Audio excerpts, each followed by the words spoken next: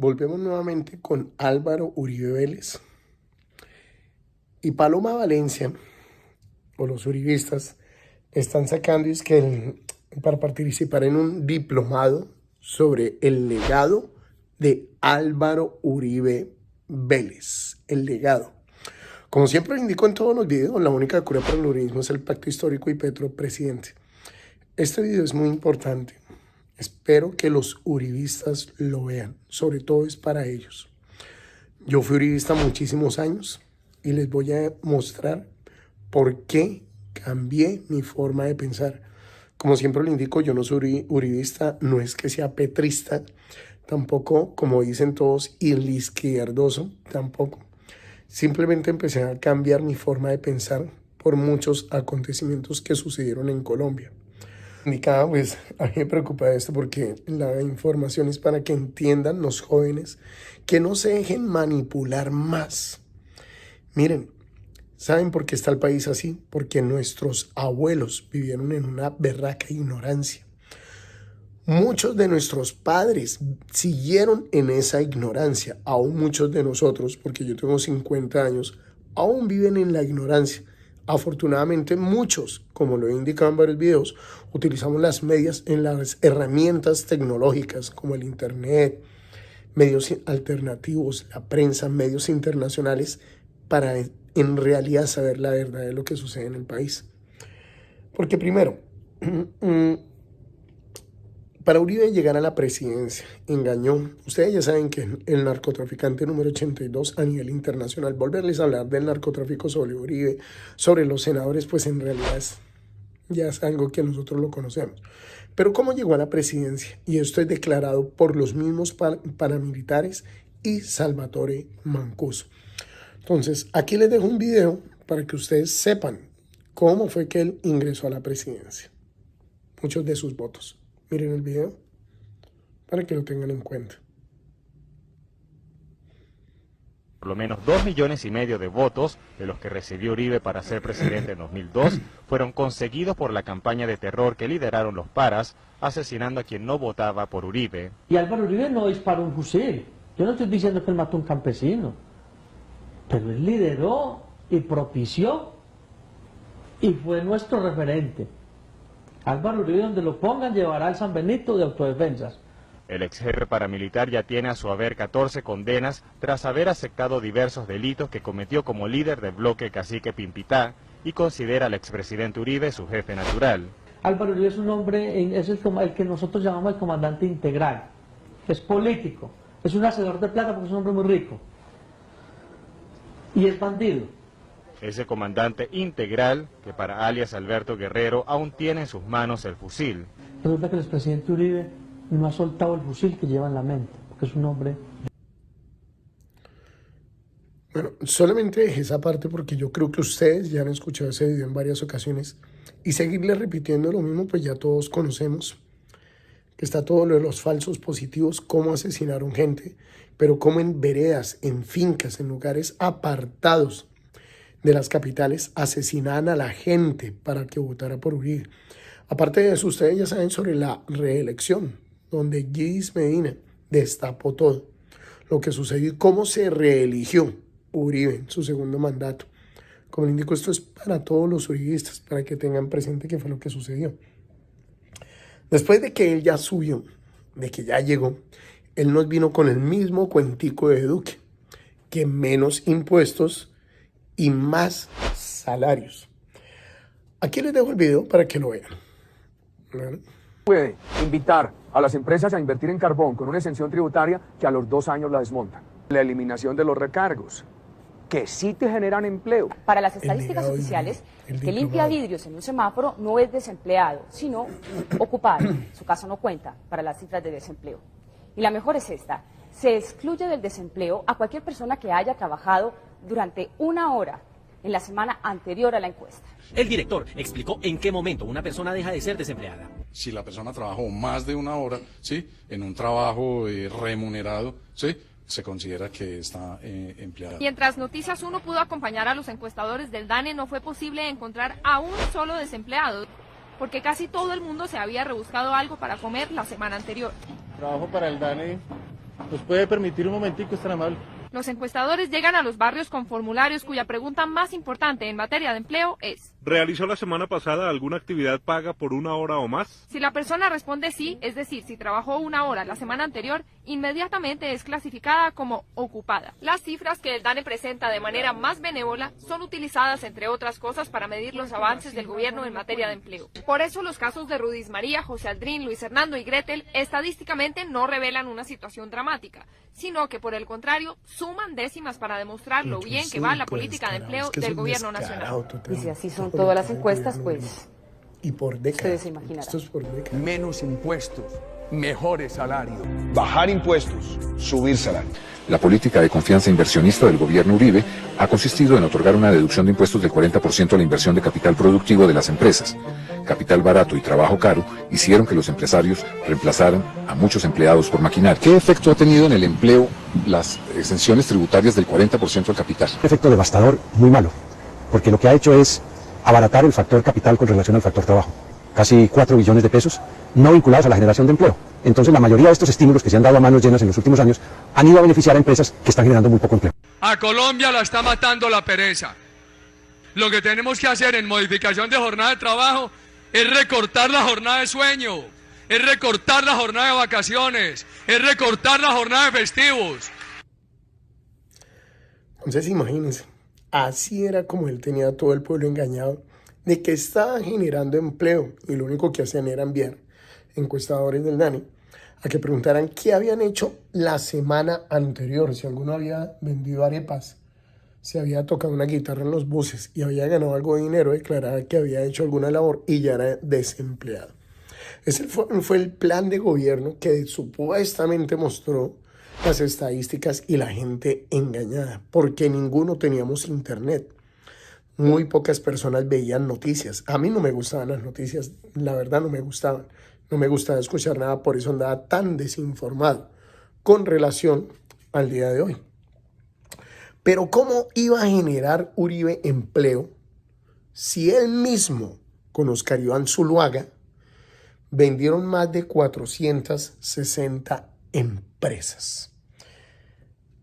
Aquí les dejo el video también para que lo puedan ver cómo vendió las empresas colombianas, las empresas públicas prácticamente. Dejo el video. Caracol Radio estableció que durante los 8 años del gobierno del presidente Álvaro Uribe Vélez se autorizó la venta, liquidación y reestructuración de 464 entidades.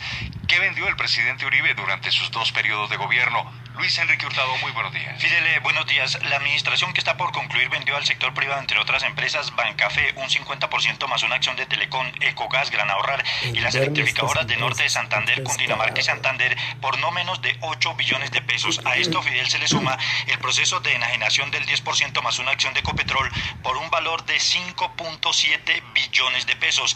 El ministro de Hacienda, Oscar Iván Zuluaga, dijo que los recursos, en su mayoría, fueron destinados al pago de deuda. Y le ahorró a Colombia 6.3% del PIB. ¿Qué serían las finanzas públicas si no lo hemos hecho lo de Telecom? El poder darle solidez y capacidad de inversión a una empresa como Ecopetrol. Luis Enrique, en el tema de la salud, ¿qué hizo el presidente Uribe durante sus 8 años de gobierno? Pues Fidel, el presidente Uribe cumplió con su lema de trabajar, trabajar y trabajar, porque ordenó la liquidación de 49 entidades, entre ellas, por solo nombrar algunas, la Caja Nacional de Previsión, el IFI, el Instituto para el Desarrollo de la Democracia Luis Carlos Galán, las tradicionales residencias femeninas muy conocidas en Bogotá y en todo el país, y Carbocol, entre otras. El presidente de ANIF, Sergio Clavijo, manifestó que la venta o la liquidación, en muchos de los casos, era necesaria. Para vías extraordinarias se requieren recursos extraordinarios y ahí es donde entra a jugar el caso de ISAGEN, Ecopetrol, ISA. Luis Enrique, pero el sector de la salud no fue ajeno a la hora del cierre de entidades. ¿Qué hizo el gobierno del presidente Uribe en este campo? Pues acabó con varias de las llamadas empresas sociales del Estado, como Rafael Uribe, Policarpa Salabarrieta, Luis Carlos Galán Sarmiento, José Prudencio Padilla, la Caja Nacional de Previsión Social y las empresas sociales del Estado Francisco de Paula Santander, según lo conoció Caracol. El ministro de la Protección Social, Diego Palacio, consideró necesario el cierre de estas entidades.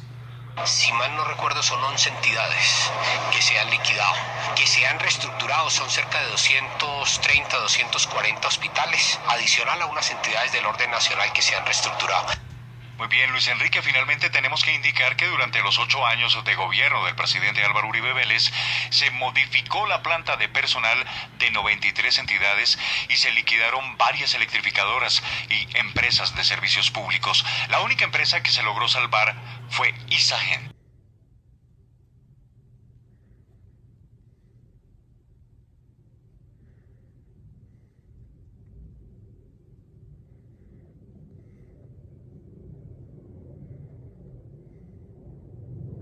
Descarado total.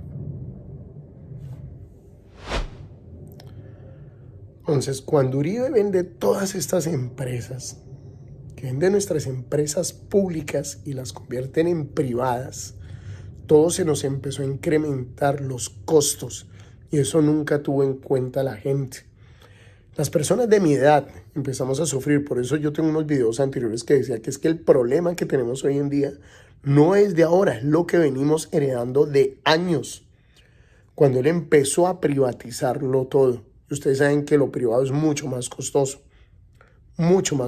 ni siquiera la plata llega a los hospitales, a los colegios, todo como tendría que ser, porque esas empresas privadas monopolizan todo el mercado y hacen que se suban las tarifas. Luego llegó también este petardo o este inepto de Duque, qué pena decirlo así, que era el títere de Uribe, ¿sí? Y también sacó la campaña, más salario, menos impuestos. Y esto fue lo que después Canal Caracol o los medios tradicionales de siempre anunciaban en ese momento que les parecía el colmo. Aquí dejo el video. En Noticias Caracol, Primero Noticias. Muy buenas tardes, Vanessa, 12:28 minutos de la tarde, mucha atención. Es inevitable, es ineludible. Los colombianos vamos a pagar más impuestos a partir del próximo año. El anuncio lo acaba de hacer el ministro de Hacienda, Alberto Carrasquilla, quien ha dicho que las personas naturales deben pagar más tributos, mientras a las empresas hay que bajarle los impuestos para generar un plan de reactivación de la economía. El anuncio lo acaba de hacer, como usted lo dice, Vanessa, en la Asamblea de la ANDE. Escuchemos un adelanto de lo que acaba de decir el jefe de la cartera de las finanzas públicas en Colombia. Nosotros en Colombia obtenemos los recursos del impuesto de renta en un 85% de los arcas de las empresas colombianas y en un 15% del bolsillo de las personas naturales colombianas. Esto incluye todos los 50 millones de personas o los 22 millones de personas ocupadas o como lo quieran medir. Personas, empresas. En el resto del mundo la proporción es mucho más equilibrada y en los países más avanzados la proporción es completamente la contraria. El 85% de los recursos del impuesto de renta lo aportan las personas naturales y el 15% las empresas. Dice el ministro que tenemos problemas serios en materia de finanzas públicas y hace otro durísimo anuncio que tiene que ver con el bolsillo de muchos colombianos, de millones de colombianos. Habrá un drástico recorte de los subsidios, especialmente que el Estado otorga a los colombianos en materia de pensiones. Pero al él tener más poder y armarse con paramilitares, sabían que el negocio estaba en las tierras, que el que más pudiera tener terrenos en Colombia iba a ser el dueño mayoritario. Y por eso él empezó a quitarle tierras a los campesinos. Campesinos que si ustedes van a la 54 con Caracas, prácticamente en Bogotá, van a ver muchas personas que vienen del Córdoba y de varios lugares donde dicen que los paramilitares les quitaron sus tierras, pero que hoy en día el dueño de esas tierras es Uribe. Uno no entiende en qué momento los paramilitares les quitaron la tierra a ellos y cómo vinieron a hacer un negocio con Uribe, pero él es el dueño totalitario. Aquí les dejo este video para que lo tengan presente. Ya están en manos de la Fiscalía de Colombia las pruebas que involucran al gobierno del expresidente Álvaro Uribe Vélez en el despojo masivo de tierras a campesinos en ese país. Las autoridades investigarán si se incurrieron en delitos como tráfico de influencias, soborno, falsedad en documentos, entre otras conductas ilícitas. Organizaciones campesinas y líderes del proceso de restitución de tierras exigieron a la justicia que se investigue al expresidente Álvaro Uribe Vélez.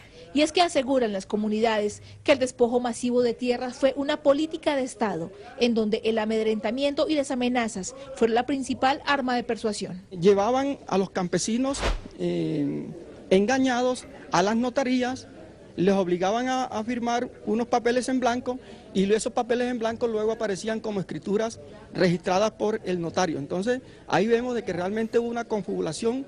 Y así quedó en evidencia en el seno del Congreso, tras una prueba que hoy está en manos de la Fiscalía y donde el propio exministro de Agricultura, Andrés Fernández, valiéndose de su cargo, incita a los campesinos para que vendan las tierras a sus amigos. Les digo porque nací y crecí con ellos, con muchos de ellos son amigos míos, compañeros de la universidad, compañeros del colegio. Y yo les puedo decir hoy como ministro de Agricultura que a mí no me da susto que estas personas vengan a invertir. Incluso, la prueba da cuenta de cómo el exministro pide que se modifique la ley de tal forma que los empresarios puedan acceder a grandes hectáreas, anulando con esto la reglamentación que impide el monopolio de tierras en este país. Una persona que venga a hacer una gran inversión para desarrollar, no sé, una reforestación, un cultivo de palma, un cultivo de caucho, un cultivo de cacao, un cultivo de frutales de tardío rendimiento, no va a poder venir a adquirir siquiera esa mitad de la tierra que le garantiza la sostenibilidad como mínimo de su inversión.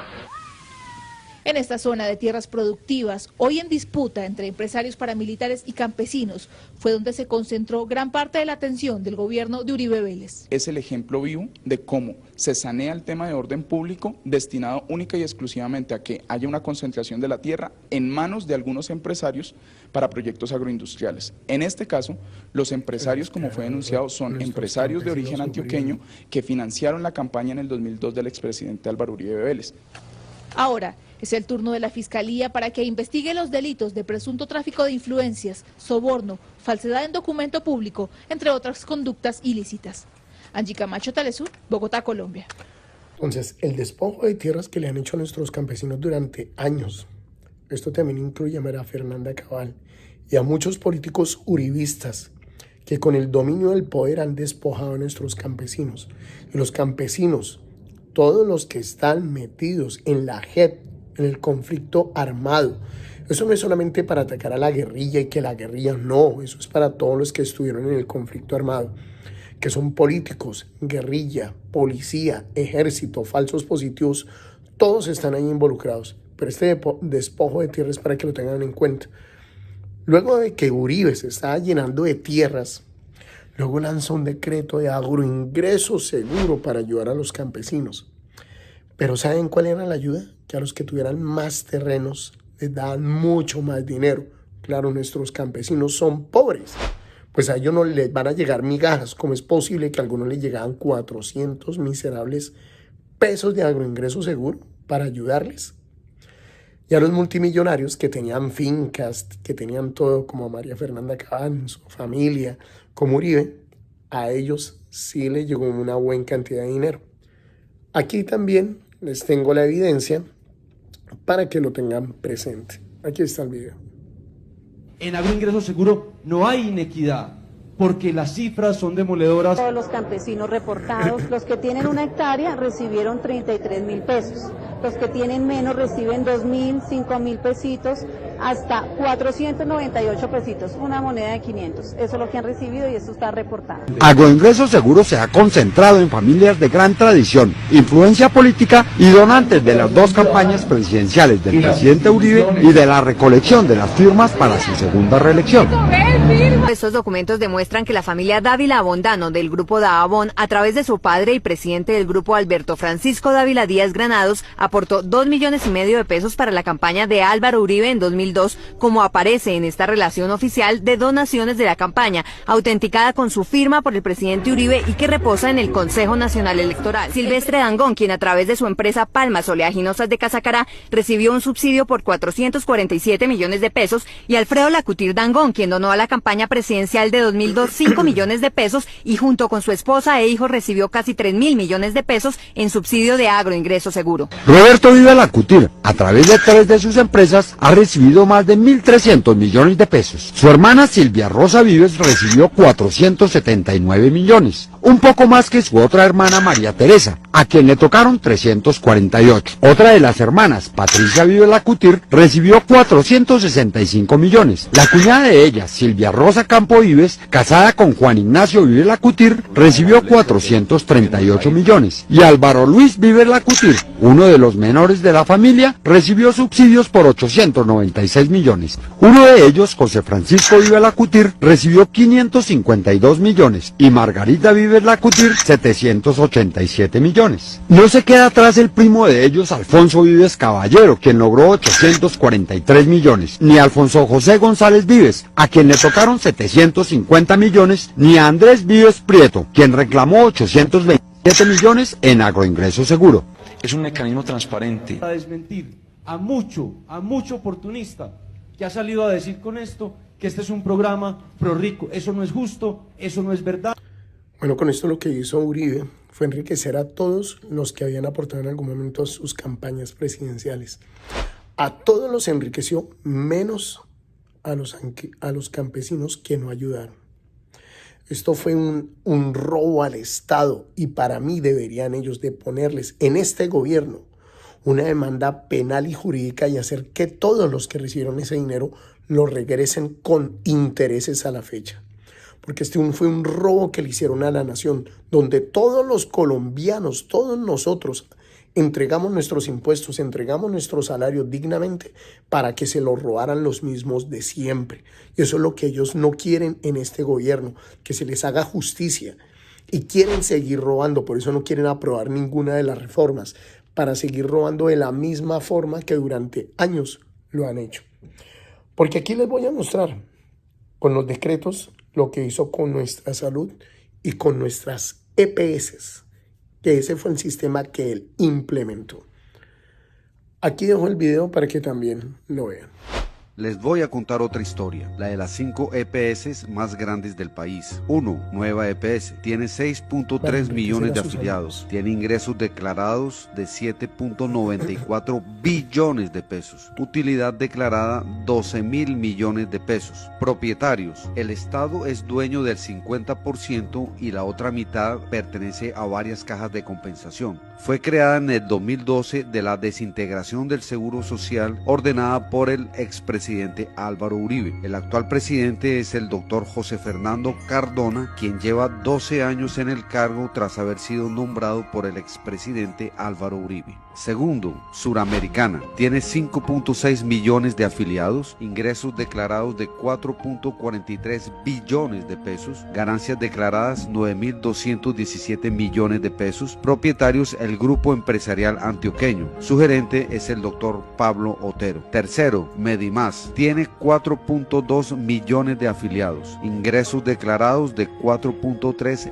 billones de pesos, pérdidas declaradas 825.151 millones de pesos. Propietaria, Sociedad Anónima Pres Neuco. Fue creada durante la presidencia de Juan Manuel Santos de la antigua Saludcop, cuya cabeza era Carlos Palesino, quien estuvo detenido año y medio en la cárcel La Picota por desvío de dineros de la salud. Está libre por vencimiento de término. Los dos últimos presidentes, Freddy Darío Segura Rivera y Alex Fernando Martínez, están siendo investigados por la justicia. Cuarto, EPS Sanitas. Tiene 3.6 millones de afiliados, ingresos declarados 3.15 billones de pesos, utilidades declaradas 25.637 millones de pesos. Propietaria, el grupo inglés British United Provident Association. Presidente, el español Sergio Martínez Martín. Quinta, Salud Total. Tiene 2.9 millones de afiliados, ingresos declarados 3.04 billones de pesos, utilidades declaradas 69.201 millones de pesos. Los propietarios son una sociedad anónima y Nicolás Wilches Salinas y sus 4 hijos, los particulares más poderosos del sector salud. Presidente, Juan Gonzalo López Casas, ex viceministro de Salud, también presidente de ASEMI, que es el gremio que agrupa a las EPS.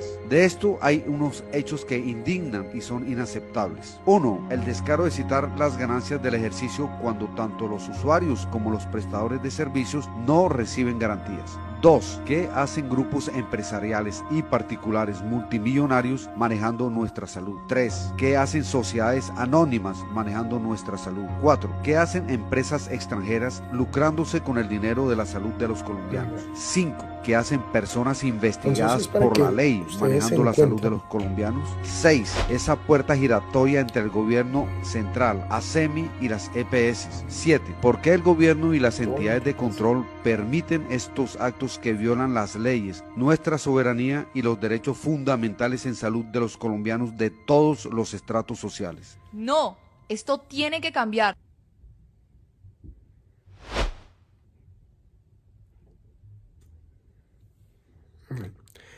Ahí es para que se den cuenta cómo se están robando la plata de las EPS, que hacen empresas extranjeras como españolas metidas entre la plata de los colombianos. ¿Por qué? ¿Por qué presidentes de estas EPS están metidos en la cárcel? ¿Cómo es posible que iniciaron más de 150 EPS, se han quebrado, se han liquidado, quedan como 30 y pico? Todas se han ido a bancarrota. ¿Y saben qué han hecho? La familia de Vargas Lleras y todos ellos, el hermano sobre todo, extraño que ingrese a las EPS, se quiebren y nadie responde por la plata. ¿Ustedes cuándo han visto alguna EPS devolver el dinero? Y son billones. Ustedes saben lo que es que le digan, ingresaron más de 60 billones de pesos a esta EPS, no pagaron, se quebraron, entraron en liquidación y lo único que tenían era para pagarle a empleados. ¿Ustedes creen esos cuentos? Así nos tienen a todos. Imagínense, de 150 EPS quedan como 30. Y los mismos partidos de siempre, en el video anterior que les mostré, son los que quieren que continúen activas robándose la plata del pueblo. Entonces, para que lo tengan presente. Pero ahora quería mostrarles también, que también otro video de cómo nos dejó nuestra salud. Entonces, para que también lo tengan presente con respecto a las EPS y el sistema que ellos utilizan. Ahí está el video. La denominada Ley 100, cuyo promotor y creador fue el expresidente Álvaro Uribe Vélez, que en 1993 también fungía como senador, dio origen a las empresas prestadoras de salud y el inicio del desmonte del sistema público en Colombia. Una ley que tiene un poder enorme económico, y los empresarios privados pues tienen el compromiso fundamentalmente con el lucro. Ellos no están interesados en que la gente le duela la cabeza o no, sino que sea rentable el manejo de la atención en salud. ¿Cómo se hace rentable? Negándole al máximo posible cualquier tipo de atención. A los servicios de salud se les busca rentabilidad económica, un lucro adicional del cual se ven beneficiados los apoderados de las empresas prestadoras de salud, para los cuales esta se convierte en negocio, obteniendo rentabilidad a costa de los pacientes, inversión en clínicas y personal de salud. Estamos totalmente destruidos, los hospitales están sin ningún recurso tecnológico moderno, estamos totalmente atrasados. No tenemos el talento humano, porque el talento humano, el 80-90% es tercerizado, es por prestación de servicios, contratos a 1 mes, 2 meses, gente que todavía está hoy en día trabajando gratis porque no les están pagando. Gente de planta, los pocos trabajadores de planta que quedan a nivel nacional, que tenemos que les deben hasta 17 meses de salario. Ante la salud como lucro, algunos hospitales públicos han cerrado sus puertas. El mal manejo de los recursos económicos y la poca inversión en los mismos son herencia de esta Ley 100, que también tiene en la actualidad a médicos y enfermeras sin las garantías de seguridad y protección. La Ley 100 nos ha dejado múltiples cierres de clínicas. La más grande es nuestro Hospital San Juan de Dios, un hospital de 800 camas, era el hospital público más grande de América Latina. Y en este momento estamos presentando un déficit de camas de atención. Entonces tenemos múltiples instituciones hospitalarias que se han cerrado por los quiebres, por la falta de consignación de los dineros por parte de las EPS y camas que en este momento estamos solicitando. Los profesionales de la salud no tienen mecanismos básicos como tapabocas, trajes de seguridad. Hay unas fotos que circulan en donde te han tenido que recubrirse con bolsas para basura. Es profundamente indignante y lamentable. Un déficit en salud que según los trabajadores asciende a más de 2.200 millones de dólares para un país cuya red hospitalaria no tiene la capacidad de afrontar la pandemia del COVID-19. No quieren reformas, pero lo más bueno es que salen Dylan Francisco Toro, Vargas Lleras, Uribe, Fernanda Cabal, Paloma Valencia, todos hablando de que reformas. Miguel Uribe hablando de que 4 años que se están robando la plata, todos con reformas. Hasta el descarado del expresidente Duque, es un tarado, qué pena decirlo, pero es la verdad. No me gusta decir groserías, pero me indigna siendo colombiano lo que pasa. Porque él también tuvo la osadía de sacar un comercial y decir esto. Está el video. Para que se acaben los abusos, para que los ciudadanos sean tratados con dignidad. Quiero ser el presidente que impulse esa gran reforma a la salud. Una reforma que nos permita sanear las deudas del sistema y que no se quiebren los hospitales y clínicas porque no les pagan a tiempo. Quiero ser el presidente que saque de funcionamiento a las malas EPS, a las que abusan del ciudadano. Y lo haremos remunerando.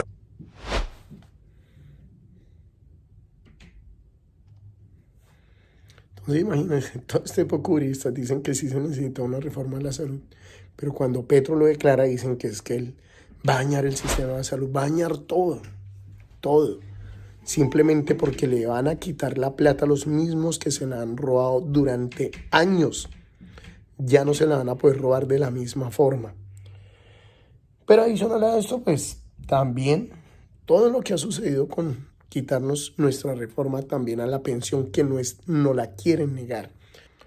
Entonces, quitarnos el derecho a la pensión por la que tanto trabajamos durante años es tan descarado y tan cínico que en vez de decir que nuestra edad de pensión aumenta porque el país necesita el dinero debido a que tenemos una deuda muy grande, a que tenemos que reactivar la economía por algo, no.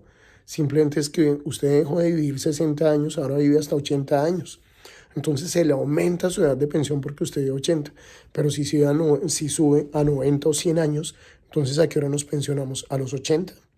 O sea, usted trabaja toda la vida para que al finalizar su procedimiento laboral, terminar, usted simplemente se dedique ahora en adelante, después de los 60 o 70 años, a comprar medicamentos para tener una buena salud.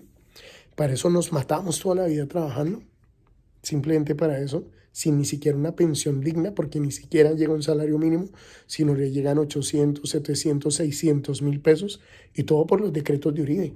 Uribe hizo decretos durante años para que la gente trabajara desde sus 19, 20 años y se pensionara a los 62 años hombres y 57 años mujer. Es decir, nosotros trabajamos 42 años de nuestras vidas para ganar menos de un salario mínimo en Colombia.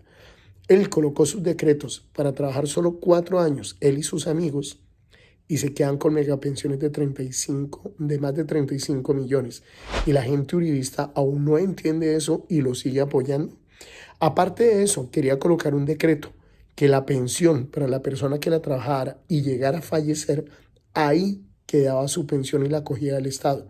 Es decir, que ni siquiera la mujer de él ni sus hijos tenían derecho a esa pensión por supervivencia. Eso no se lo han dicho, pero eso estaba. Lean, estudien cuáles eran los decretos que quería Uribe. Y esas son las reformas que necesita hacer Petro. Afortunadamente ya los ancianos están empezando a recibir un salario. Y pregúntele a un pensionado si su pensión en este momento no está mejorando. Eso es para que también lo tengan en cuenta. Pero aparte de todo esto, ¿sí? Llegan los dichosos, quitarle la pensión, qué pena. Pero aparte de eso, llegan los hijos de Uribe y dicen que las pensiones las están tomando para apalancar y crear centros comerciales para ellos, para enriquecimiento ilícito de ellos.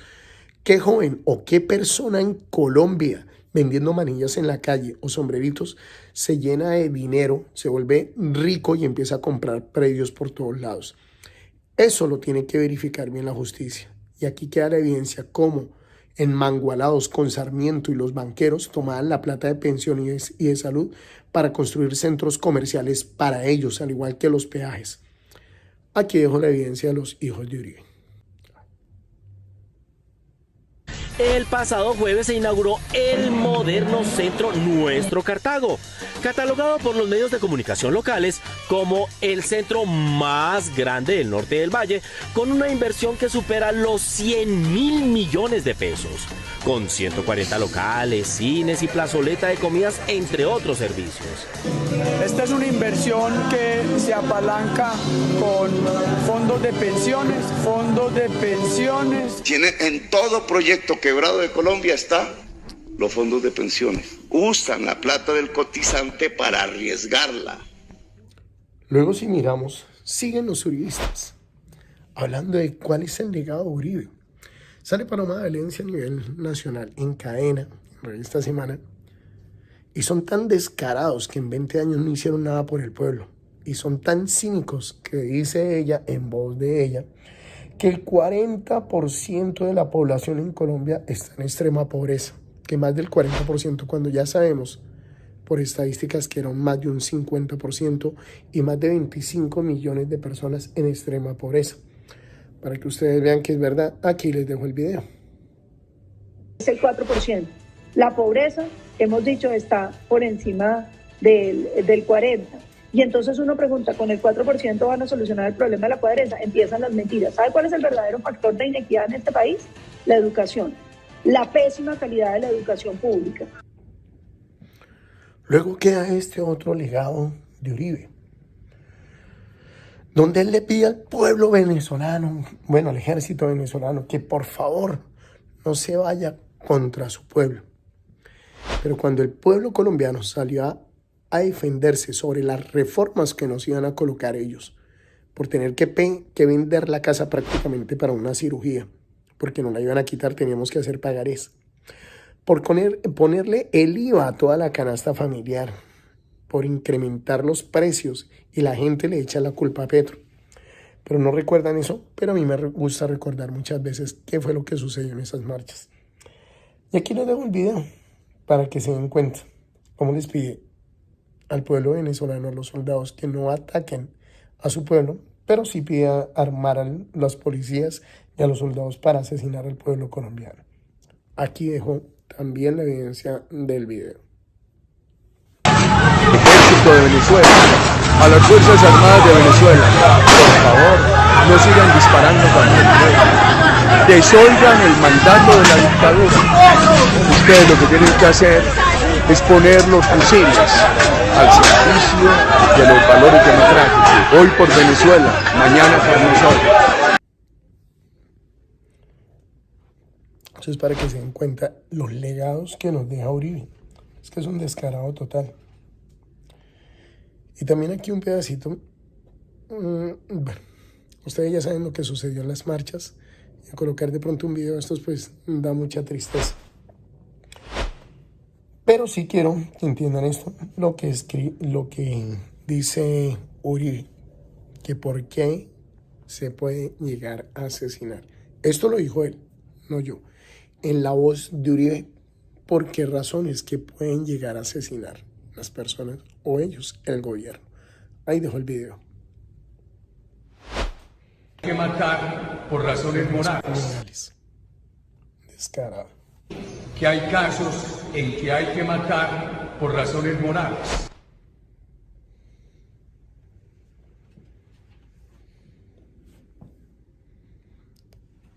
Entonces esto es para que ustedes entiendan cuál es el legado que nos está dejando, sobre todo a los jóvenes. ¿De qué se trata esto? Lo que sucedió en las marchas y todo lo que ha sucedido durante todos estos años con el pueblo colombiano es a raíz de todas las reformas que tiene el pueblo en contra de lo que ha hecho el uribismo en el país. Porque esto no es algo nuevo, esto es de décadas, esto es de años que nos está pasando todo esto. Y la gente uribista aún no reacciona. Yo era uribista como ustedes, pero dejé de ser uribista a raíz de todo lo que sucedía. Y me duele mi patria. Y en las marchas, este fue el clamor de lo que más se escuchó. Dejo el video. ¿Y dónde está mi ¡Es mi único hijo! ¡Era mi único hijo! por Dios! ¡Era mi único hijo! ¡Me matan a mí! ¡Me matan! ¡Me tienen que matar a mí! A mí me pegan un tiro también.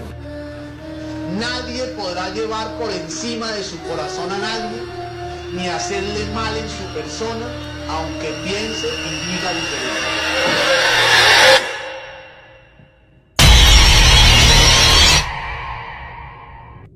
Soldados y policías pobres matando civiles pobres al mando de narcogobiernos, corruptos, ladrones y algunos asesinos.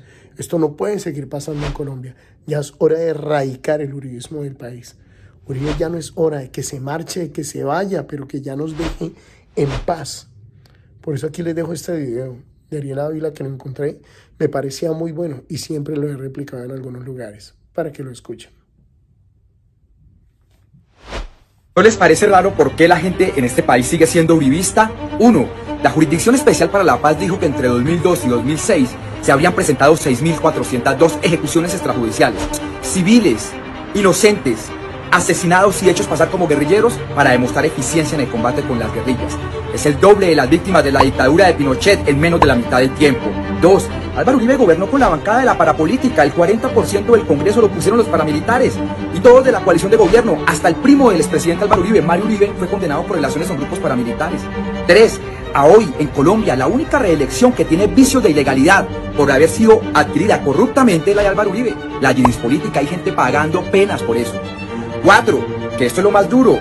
Álvaro Uribe le entregó el DAS a los grupos paramilitares en la dirección de Jorge Noguera. De ahí salían listas para asesinar personas como el profesor Alfredo Correa de Andrés. ¿Por qué la gente sigue siendo uribista? ¿Por qué lo llaman Salvador? Entonces, cuando ustedes, sobre todo las personas uribistas, los del centro, algunos de derecha e izquierda, algunos petristas, o alguien que todavía no entienda qué es lo que ha pasado durante años, muchas personas de mi edad, que hemos estado en todas estas épocas, les vamos a poder explicar qué es lo que ha sucedido, que algunos, por desinteresarnos y permitir que sucedieran estas cosas, un día Jaime Garzón nos lo dijo, y todos los de mi edad nos quedamos callados, lo escuchamos por televisión, por todos los medios, y nos quedamos callados. Hoy está en las manos de los jóvenes que no se dejen adoctrinar, que es lo que quiere el uribismo, porque ese tal diplomado y el legado de Uribe es adoctrinar nuevamente a los jóvenes. No se dejen engañar de la misma forma como engañaron a todos nuestros abuelos y a nuestros padres. Está en las manos de ustedes que hagan un nuevo país para ustedes, pero van a seguirle creyendo a Vargas Lleras, a Uribe, le van a seguir creyendo a María Fernanda Cabal, a Paloma Valencia, a Popolo, que no tiene nada en la cabeza. Popolo no tiene nada. Y ustedes le siguen creyendo a ellos. Políticos que los guían a ustedes, o youtubers como JP Hernández, donde todo lo veíamos marchando y luego llega solamente a criticar y no ayudar. Me parece muy bien lo que está haciendo Petro, sacando ministros. Ayer les mostré qué ministros sacaron y nuevamente están sacando ministros porque el que no esté con el gobierno no tiene por qué estar en el gobierno. Como siempre lo indico en todos los videos, la única cura para el uribismo es el pacto histórico y Petro presidente. Utilicen los medios alternativos, prensa independiente, medios internacionales, pero por favor no se dejen engañar más. Por favor denle un like a este video y suscríbanse al canal. Muchísimas gracias, que tengan una feliz tarde. Y como le indico, la única cura para el uribismo es el pacto histórico y Petro presidente. Gracias.